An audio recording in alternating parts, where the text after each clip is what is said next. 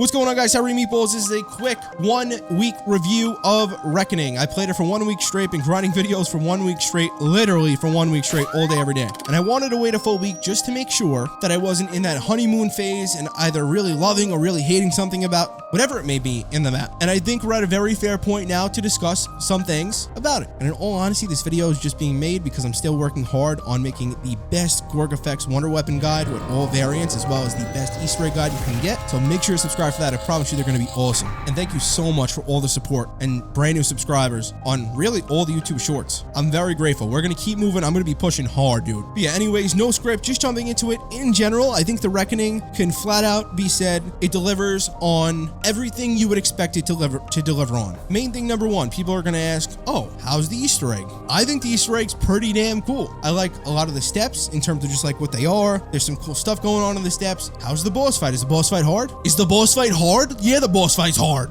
Everyone wants this extreme challenge, right? And I do too. The boss fight, especially now, I think they're gonna nerf it, is an extreme challenge. Most of the time, you're gonna get smoked. Like, this is exactly what I wanted from an Easter egg boss fight. One that you go into the first time and you're not going to beat. And I think that this is the first Easter egg in Black Ops 6 Zombies that you can say with certainty that regardless of how good of a Zombies player you are, if you're going to this boss fight for the first time, there's a very high chance at least that you're gonna die. And I love that. So I think overall, in terms of just the Easter egg and the boss fight, I think they've done a great job there, and I think they definitely deliver on what we'd expect them to deliver on. Now, I know some people, and I'm not going to talk about this really at all, are a little annoyed at some of the story stuff, and I get that, but I'll be honest with you, as small of a cutscene as we got, I am so excited for the future of Black Ops 7, especially based off, and not to get into anything specific, based off leaks. I am super excited for Black Ops 7, even more so now that we have a concrete confirmation for one thing that we've been hearing for a while. So that covers the ground of boss fight, Easter egg, cutscene. And moving into the actual main map, we have the GORGOFEX as a brand new wonder weapon. This is the second brand new wonder weapon in Black Ops 6 Zombies, and this is DLC 4, by the way. We have the Regal Mark II, and the variants you can argue are potentially new. I think they're kind of slightly different than Alpha Omega. And to be honest with you, man, the GORGOFEX is a really cool wonder weapon. I love it so much. I love the quest for it. I love that it's not a straightforward, you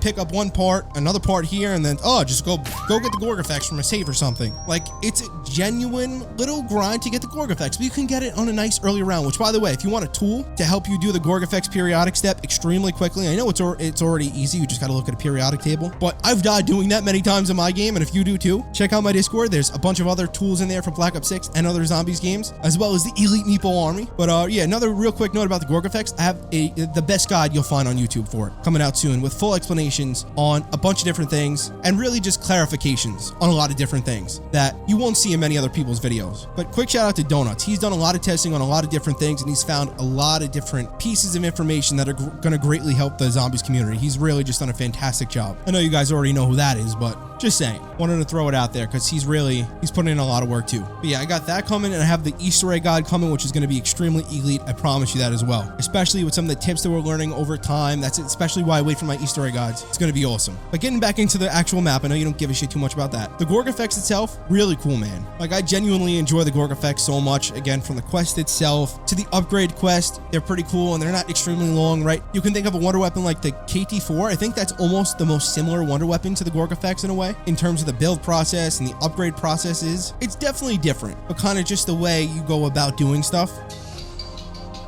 It really does feel like a rewarding quest and is really cool.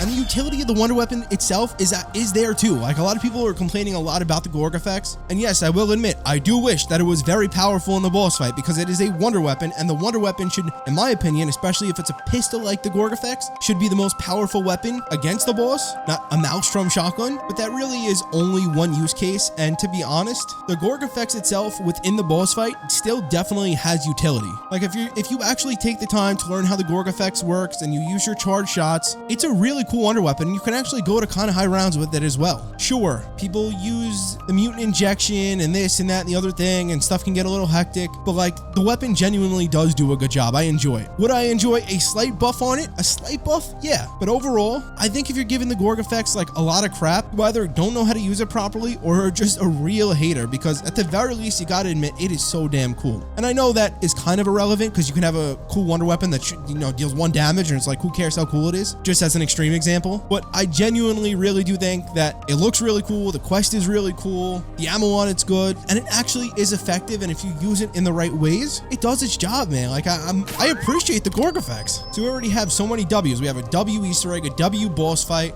a W GORGOFEX, Wonder Weapon, upgrade quest, all that. We got an Etherella side quest as well, which is really cool and you can do over and over again. We have music Easter eggs, self-revive Easter eggs, free points Easter eggs. The side Easter eggs on the map are so rich and so good. Dude, I saw somebody comment on one of my videos. They were like, oh, the side Easter eggs on this map are ass. I was like, okay, if you're looking at one little individual one that gives you maybe 500 points for something, sure, you can argue it's not too worth it. But if you go around the map and do all these different side Easter eggs and all these different things, it really won't take up too much of your time, maybe a couple of extra minutes, and you'll be really racking up the points, racking up the salvage, and setting yourself up so much earlier. And I like that a lot of these side Easter eggs are all unique. Like genuinely, Reckoning is one of those maps that feels like a classic zombies map in a way to me, or a real zombies experience. The atmosphere is astounding. Like the building, one of the issues that I have in Cold War zombies, especially in Firebase C, it hurts me to even think about. They're strategically placed fire here, there, one flipped over car here. Like it doesn't look like a zombies map. It doesn't feel like an immersive atmosphere really. Reckoning doesn't do that. Reckoning is great. You got like, it's a genuine building burning. We have this really cool dark ether kind of shrubbery area. We have these launch pads. It's genuinely sick. You can parachute too. This is a real zombies map, and I'm happy to say that. In no way is this map even close to the Tomb, right? I think our real standouts in Black Ops 6 Zombies are definitely Terminus, Shattered Veil, and then we have Reckoning as well. In no order, just our 3 real standout. Citadel is also really good too. I mean, Liberty Falls is meant to be casual, and the Tomb is just like whatever. But like, I think distinctively, like Terminus is this massive map with like a lot going on. And then honestly, in a way, kind of like Reckoning too. And then you kind of have Citadel and Shattered Veil, and then you have the Tomb and Liberty Falls on the bottom. This game in general has some great contrasts and experiences. It's so cool. Like that's something that I talked about when Citadel came out. We had Terminus, we had Liberty Falls, and then we had Citadel. We had like the 3 kind of different levels of huge map, small map, in between map. Then we had the Tomb that kind of added to the Liberty Falls style of map, but was kind of like in between Liberty Falls and Citadel. Then we had Shattered Veil, which was kind of between Citadel and Terminus. And now I would probably say around Shattered Veil and Terminus again would be this map. Like this map genuinely offers such a nice contrast and experiences in terms of what you're actually visually looking at, the wonder weapons, even if some of them are returning. Oh, I'm actually wrong. I mentioned that the only new wonder weapon in the game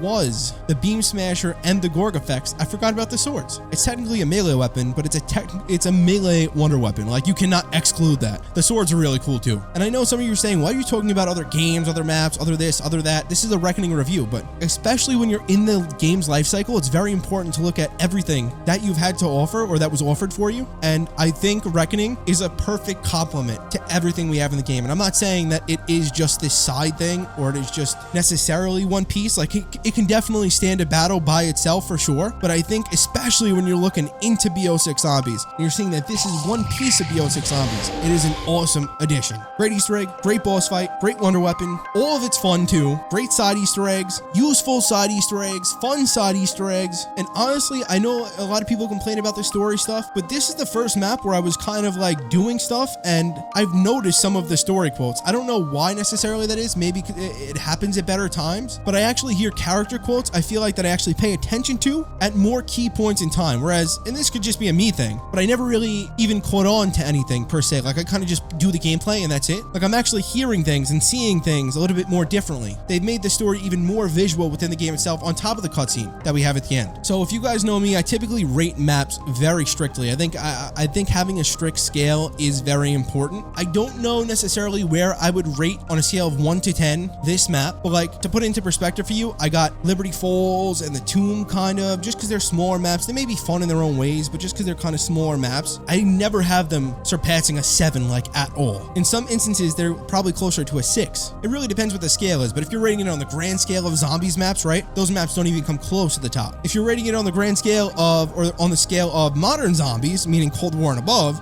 then maybe they do, but you know, on the grand scale of all zombies, I got those maps a little bit of, not necessarily above the middle, because like there's barely any ones, right? But but I got the tune pretty low, I'm not gonna lie. Anyways, though, I'd probably have maps like Der Eisendrache, Origins. Personally, for me as well, Gorod, I'd probably have them around a 9. I still don't think we've seen a perfect zombies map ever yet. I think DE is probably some of the closest we've come to it, but even then, definitely not a 10, definitely not. And keeping that in mind, I wouldn't say Reckoning beats Der Eisendrache, so it would naturally have to fall at anywhere between a 7.5 to a 9 in my eyes. And I think it's gonna probably fall somewhere around an 8 out of 10. Like, it's genuinely, and that's on a very strict rating of all COD Zombies maps, like it's genuinely a really cool map in a lot of different ways and really offers a lot of different ways to have fun in my eyes. Yeah, with that said, let me know what your thoughts are on the Reckoning down below. Do you like it? Do you not like it? If you want to give me a rating on 1 to 10, not me a rating. If you want to let me know what your rating on a scale of 1 to 10 is down below in the comments, let me know. Again, thank you so much for the support lately. It's been absolutely awesome. Couple of 100 brand new subscribers, hundreds of thousands of views on the brand new Reckoning videos. I've been grinding my ass off. I have been making fantastic content, and I will try to provide that. This way we can keep growing and growing fast, and not be lazy this time, all right? See you guys later. Appreciate you. Take care of your meatballs.